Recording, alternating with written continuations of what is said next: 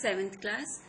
आज साइंस में हम 3rd चैप्टर पढ़ेंगे आपका, जिसका नाम है पदार्थ की संरचना एवं प्रकृति। इसमें हम सबसे पहले जानेंगे पदार्थ क्या होता है, फिर पदार्थ की तीनों अवस्थाएं ठोस, द्रव, गैस के बारे में जानेंगे, फिर पदार्थ को हम तत्व, यौगिक और मिश्रण के रूप में देखेंगे। इसके बाद रसायन की भाषा में हम जानेंगे कि तत्व जो होते हैं इनको हम रसायन की भाषा में कैसे लिखते हैं, इनके प्रतीक, सिंबल क्या होते हैं, हम ये जानेंगे। सबसे पहले जान लेते हैं पदार्थ क्या होता है। पदार्थ क्या होता है? कोई भी ऐसी वस्तु जो स्थान घेरती है, यानी जिसका आयतन, वॉल्यूम होता है और जिसे हम देख, सुन या फील कर सकते हैं अपने ज्ञानेंद्रियों के द्वारा, ऐसी कोई भी वस्तु क्या कहलाती है? पदार्थ कहलाती है। इंग्लिश में पदार्थ को कहते हैं मैटर। कोई भी ऐसी चीज जिसका वॉल्यूम होता है और जिसे हम फील कर सकते हैं या फिर हम देख सकते हैं या सुन सकते हैं, वो मैटर या पदार्थ कहलाती है। पदार्थ बनता कैसे है? आप एक चौक ले लीजिए, जैसे क्लास में चौक होती है ना, और चौक को क्या कीजिए, उसको पीस लीजिए, खूब छोटे छोटे छोटे टुकड़ों में कर लीजिए। जब आप उसे इतना चूरा बना देंगे कि उसका जो छोटा कण हो गया, आप उससे ज्यादा छोटा आप उसको नहीं कर सकते, तो उसका जो ये सबसे छोटे वाला कण होगा ना, जिससे छोटा कण कोई हो ही नहीं सकता, उसको हम कहेंगे पदार्थ का अणु, यानी कि मॉलिक्यूल। तो मैटर किससे बना होता है? छोटे छोटे, बहुत छोटे छोटे कणों से बना होता है, जिनको हम मॉलिक्यूल या अणु कहते हैं। ठीक, कोई भी पदार्थ किससे बना होता है? मॉलिक्यूल से बना हुआ होता है। अब ये जो मॉलिक्यूल यानी अणु होता है ना, ये खुद भी एटम यानी परमाणु से बना हुआ होता है। पदार्थ का जो सबसे छोटा कण है, मॉलिक्यूल, वो खुद परमाणु यानी एटम से बना हुआ होता है।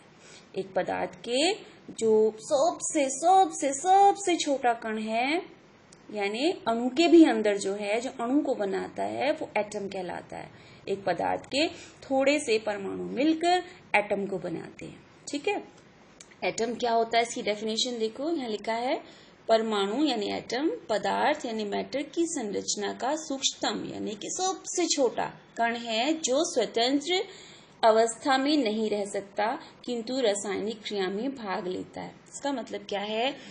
स्वतंत्र अवस्था में नहीं रह सकता, परमाणु अकेला नहीं रह सकता। ये क्या करता है? ये मिलकर दूसरे परमाणुओं के साथ अणु बना लेता है, ये अकेला नहीं रह सकता। ठीक है, लेकिन रासायनिक क्रिया में भाग लेता है। अब इसका दूसरे परमाणुओं के साथ मिलकर एक अणु बना देना, वो क्या कहलाता है? रासायनिक क्रिया कहलाता है, यानी कि केमिकल रिएक्शन कहलाता है, केमिकल प्रोसेस होती है एक।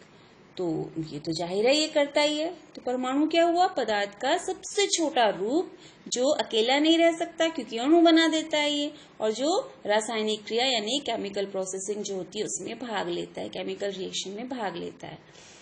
अणु क्या हुआ? अणु इन एटम से बना हुआ होता है, और ये क्या होता है? ये अकेला रह सकता है। आप ही आपने चौक को पीस के उसका छोटे से छोटा कण प्राप्त किया था ना, तो वो तो अकेला आपने प्राप्त कर लिया। तो अणु अकेला रह सकता है और ये किसी रासायनिक प्रोसेस में भाग नहीं लेता। क्यों? वो तो परमाणु लेते हैं। इसकी डेफिनेशन हम यहाँ देख लेते हैं। देखो, अणु किसी पदार्थ की संरचना का सबसे छोटा कण है, जो स्वतंत्र अवस्था में रह सकता है और रासायनिक अभिक्रिया में भाग नहीं लेता है। ठीक है, अणु यानी मॉलिक्यूल स्वतंत्र रहता है और रासायनिक अभिक्रिया में भाग नहीं लेता। और एटम क्या होता है? सबसे छोटा कण है, स्वतंत्र नहीं रह सकता और रासायनिक अभिक्रिया में भाग लेता है। ठीक है, अब कुछ आपको पदार्थ के क्या देती हूँ मैं, उदाहरण देती हूँ। देखो, जो मोबाइल आपके हाथ में है ना, ये भी एक पदार्थ है। अगर आप कंप्यूटर पे या लैपटॉप पे काम कर रहे हो, वो भी पदार्थ है। ये जो पेंसिल मेरे हाथ में है, ये भी एक पदार्थ है। ये बुक भी एक पदार्थ है। और जिन ईंटों से आपका रूम बना हुआ होगा, वो ईंटें क्या होती हैं? वो भी पदार्थ होती हैं। अब ये जो नेक्स्ट चीज है हमारी, ये है पदार्थ के कणों के बीच रिक्त स्थान होता है। इसे हम कैसे समझेंगे? हम पहले पदार्थ की 3 अवस्थाएं देख लेते हैं, उससे समझेंगे।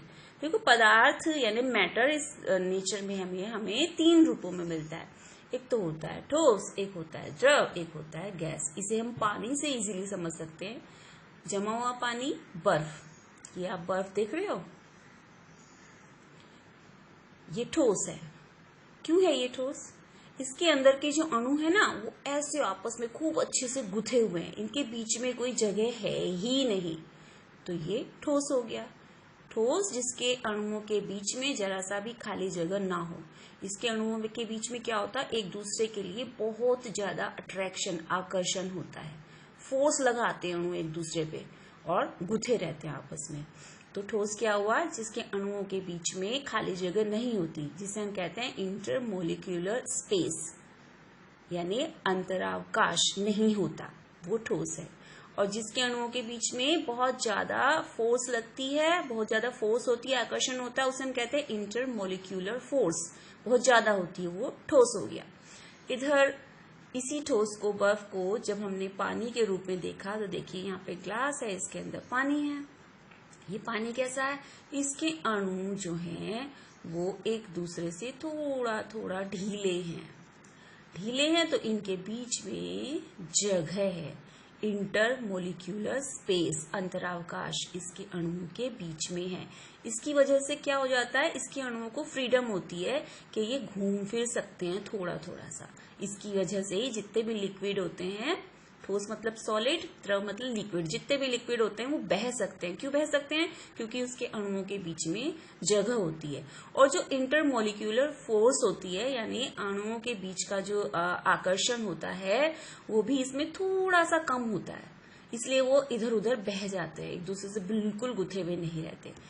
अब तीसरा रूप देख लीजिए पदार्थ का, वो होता है गैस, यानी पानी के रूप में हम देखें तो पानी को जब हम बॉयल करते हैं तो वो भाप बन के, जलवाष्प बन के उड़ना शुरू कर देता है ना, तो वो जो भाप होती है वो क्या है, वो गैस है, उड़ती है, गैस उड़ती है, भाप उड़ती है। इसका मतलब क्या है, उसके अणु इस हालत में होते हैं, एक दूसरे से काफी दूर दूर। इनके बीच में इंटरमोलिक्यूलर स्पेस यानी अंतरावकाश बहुत ज्यादा होता है, और इनके बीच में जो इंटरमोलिक्यूलर फोर्स यानी जो अणुओं के बीच में जो बल होता है, आकर्षण बल, वो बहुत ही कम, नगण्य, ना के बराबर होता है, एक दूसरे को अपनी तरफ खींचते नहीं है। आप देखो, आप एक छोटी सी शीशी में जिसमें सेंट हो, इत्र हो, आप उसको छिड़कते हो इत्र को, तो पूरे कमरे में उसकी खुशबू फैल जाती। कैसे फैल जाती, क्योंकि गैस के जो कण होते हैं ना, अणु होते हैं, यानी जो उसके मॉलिक्यूल होते हैं, उनकी आदत होती है सारे में को फैल जाना। इस वजह से पूरे कमरे में वो जो खुशबू है वो भर जाती है। या अगरबत्ती जलाओ आप रूम के अंदर, तो उसके जो धुएं के कण हैं, यानी अणु, एटम, वो मॉलिक्यूल हैं, वो जगह जगह जाके रूम में, वो सब पूरे कमरे में वो जो धुआं है उसका या खुशबू है उसकी, वो भर जाती है। तो इन तीनों में अंतर आपको समझ में आ गया होगा। पदार्थ की 3 अवस्थाएं होती है, ठोस, सॉलिड, द्रव यानी लिक्विड, और तीसरा गैस। और इनमें डिफरेंस आपको दिखाई दे रहा है, एक के अणु बहुत पास पास, इंटरमोलिक्यूलर फोर्स जबरदस्त होती है, इसमें थोड़ा सा कम होती है, और इसमें बिल्कुल भी नहीं होती, ना के बराबर होती है। इसकी आप देख रहे होंगे शेप निश्चित है बिल्कुल, और जितनी ये जगह घेर रहा है ना वो भी निश्चित है। आप एक ईंट को देखोगे तो जितनी जगह वो एक क्या कहें, मजदूर के हाथ में घेरती है, जमीन पर रख दो तो उतनी जगह तब भी घेरती है ना। यहाँ जो द्रव होता है हमारा, ये इसके वॉल्यूम यानी आयतन तो निश्चित होता है, यानी कि अगर 1 लीटर पानी है, उसे आप किसी भी बर्तन में रखो 1 लीटर ही तो रहेगा, उतनी जगह घेरेगा, उसमें अगर निशान लगा हो बर्तन में कहीं तो 1 लीटर ही आएगा वो पानी। लेकिन इसकी शेप निश्चित नहीं होती। इसको आप गिलास में रखोगे, गिलास की शेप ले लेगा, कटोरी में रखोगे, कटोरी की शेप ले लेगा। भाप की बात करो तो ना तो आयतन निश्चित होता, वॉल्यूम, क्योंकि पूरे कमरे में भर जाएगा या एक शीशी में पड़ा रहेगा, है ना, जैसे सेंट होता है। और या फिर एक तो इसका आयतन निश्चित नहीं, और दूसरी इसकी शेप तो बिल्कुल भी निश्चित नहीं है ना। ये तो अभी छोटी सी शीशी में मैंने आपको बताया, और फिर अगर इसे खोल दो तो ये गैस पूरे रूम में भर जाती है। तो ना इसका आयतन निश्चित है, ना इसकी शेप, ना वॉल्यूम निश्चित है, ना शेप निश्चित है। ठीक है, ये चीज आपको समझ में आ गई होगी। इसके बाद हम देखते हैं पदार्थ यानी मैटर को तत्व, यौगिक और मिश्रण के रूप में। पदार्थ 3 रूपों में पाया जाता है, तत्व जिसे हम कहते हैं एलिमेंट, फिर यौगिक जिसे हम कहते हैं कंपाउंड, और मिश्रण जिसे हम कहते हैं मिक्सचर। सबसे पहले देखते हैं तत्व यानी एलिमेंट क्या होता है।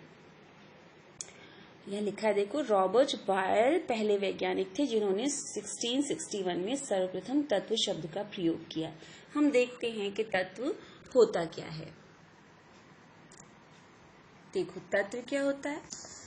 तत्व के अणु में केवल एक ही प्रकार के परमाणु होते हैं, मतलब जो तत्व होते हैं वो बिल्कुल एक ही तरह के परमाणुओं से बने होते हैं, उनमें जरा से भी मिलावट नहीं होती, अपने शुद्ध रूप में होते हैं। अब तक वैज्ञानिकों ने 115 तत्वों की खोज की है। 115 एक ही तरह के तत्व होते हैं, इसका परमाणु होते हैं। इसका मतलब क्या है, जैसे आप देखो लोहे के अंदर सिर्फ लोहे के ही परमाणु होते हैं, किसी और चीज के नहीं। आप हाइड्रोजन गैस को ले लो, सिर्फ हाइड्रोजन के ही परमाणु होते हैं। कार्बन को ले लो, सिर्फ कार्बन के ही परमाणु होते हैं। नाइट्रोजन को ले लो, सिर्फ उसी के परमाणु होते हैं। आप गोल्ड को ले लो, सोना, चांदी, पारा, इन सब में एक ही तरह के परमाणु होते हैं, कोई मिलावट नहीं होती। ये होते हैं तत्व, यानी कि हमारे एलिमेंट। इसके बाद हम बात करते हैं किसकी, यौगिक की। यौगिक यानी कंपाउंड। तो तत्व में होते हैं एक ही तरह के परमाणु और यौगिक में होते हैं एक से ज्यादा, यानी दो या दो से ज्यादा तरह के परमाणु होते हैं। वो मिल के आपस में क्या करते हैं, यौगिक यानी कंपाउंड का निर्माण करते हैं। चलिए हम सबसे पहले किसको ले लेते हैं, हम सबसे पहले ले लेते हैं पानी को। पानी यानी जल एक यौगिक है। देखो इसको फॉर्मूला साइंस में कैसे लिखते हैं, H2O। H मतलब हाइड्रोजन, O मतलब ऑक्सीजन, और ये जो 2 लिखा है ना, ये परमाणु का संकेत होता है। H यानी हाइड्रोजन के 2 परमाणु, O यानी ऑक्सीजन का कुछ भी नहीं लिखा, इसका मतलब इसका एक परमाणु। मिल के दोनों, दो तरह के परमाणु मिलके क्या बनाते हैं, जल का एक अणु बना देते हैं। ठीक है, H हाइड्रोजन के 2 एटम, O ऑक्सीजन का 1 एटम मिलकर जल यानी पानी का एक मॉलिक्यूल यानी अणु बना देते हैं। तो जल क्या हुआ, क्योंकि दो चीजों से मिलकर बना हुआ है, ये हुआ यौगिक यानी कंपाउंड।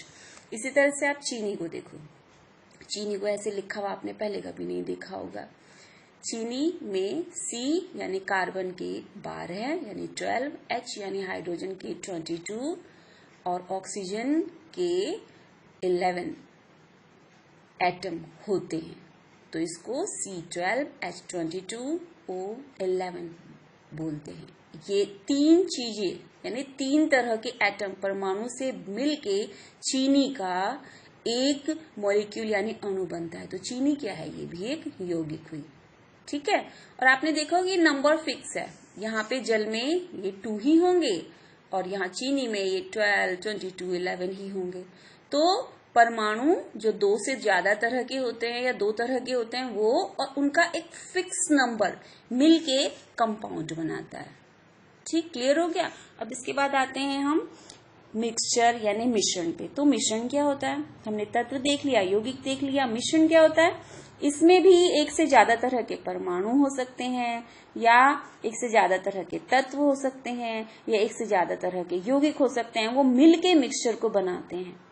ठीक है, फर्क क्या होता है कि मिक्सचर के अंदर बिल्कुल भी फिक्स नहीं होता कि किस नंबर में परमाणु आपस में मिलेंगे। ठीक, मिश्रण कैसे बनता है, 2 या 2 से ज्यादा तरह के परमाणु या 2 से ज्यादा तरह के जो यौगिक हैं वो या तत्व और यौगिक दोनों मिलके मिक्सचर को बनाते हैं, और इसमें बिल्कुल फिक्स नहीं होता कि कौन सी चीज कितनी होगी। जैसे आप नींबू पानी बनाओ, नींबू पानी में आपकी मर्जी है, आप नींबू का रस कितना भी डालो, पानी कितना भी मिला लो, नींबू पानी ही बनना है वो। ऐसी चीजें मिश्रण कहलाती हैं। ठीक है, मिश्रण 2 तरह का होता है। 2 तरह के कौन से, एक तो समांगी मिश्रण जिसे हम होमोजीनस मिश्रण कहते हैं, मिक्सचर कहते हैं। दूसरा विषमांगी मिश्रण जिसे हम हेटेरोजीनस मिक्सचर कहते हैं। समांगी मिश्रण कौन सा होता है, समांगी मिश्रण में अवयवों को अलग अलग नहीं देखा जा सकता है। इसका मतलब क्या हुआ, आपने नींबू पानी बना दिया, अब आप क्या उसमें नींबू के रस को और पानी को अलग अलग देख सकते हो, नहीं देख सकते ना। तो जिसमें आप अलग अलग उनको नहीं देख सकते मिक्स करने के बाद, वो समांगी मिश्रण यानी कि होमोजीनस मिक्सचर कहलाता है। विषमांगी मिश्रण फिर क्या हुआ, जिसमें आप अवयवी पदार्थों को अलग अलग देख सकते हैं। जैसे कि आपसे गलती से चावल में चीनी मिक्स हो गई, बन गया मिश्रण, लेकिन चावल अलग दिख रहा है आपको, चीनी अलग दिख रही है। ठीक है, रेत के अंदर आप लोहे का बुरादा डाल दो, देख सकते हो लोहे का बुरादा, लोहे के कण आपको अलग दिखेंगे, रेत अलग दिखेगा, है ना। दाल में कंकड़ होती है, दिखती है। दालें 2-3 तरह की आपस में मिक्स कर दो, आप अलग अलग कर सकते हो, दिखती है। ठीक है, मैंने आपको तत्व, यौगिक और मिश्रण बता दिया। अब तत्व को हम थोड़ा सा डिटेल में पढ़ते हैं, जो हमने देखा ना रसायन की भाषा। देखो तत्व जो है, मान लीजिए नाम है हाइड्रोजन, इधर मैं आपको दिखाती हूँ, ये रहे तत्व हाइड्रोजन है ना, और एक हमने अभी पढ़ा था ऑक्सीजन। मैं अगर लिखूं हाइड्रोजन के 2 परमाणु प्लस ऑक्सीजन का 1 परमाणु बराबर जल का 1 अणु, कितना बड़ा सा हो जाएगा। तो ये वैज्ञानिकों को भी लगा कि हमें, जैसे हम मैथ्स में यूज करते हैं ना प्लस माइनस और गुणा भाग के निशान, तो वैज्ञानिकों ने कहा तत्व में भी हमें क्या होना चाहिए, इनके सिंबल प्रतीक यूज करने चाहिए ताकि काम थोड़ा इजी हो जाए। तो क्या किया गया, हर तत्व के नाम का जो पहला अक्षर था उसको बड़ा करके उसका प्रतीक मान लिया गया और उससे काम चलाया गया। अभी देख रहे हो हाइड्रोजन का H, कार्बन का C, फ्लोरीन का F, ये ले लिया गया है ना, और एल्यूमिनियम का Al ले लिया, ऑर्गन का Ar ले लिया। अब यहाँ पे जब इन्होंने लिया कार्बन का C, तो फिर एक और आया, वो है कैल्शियम।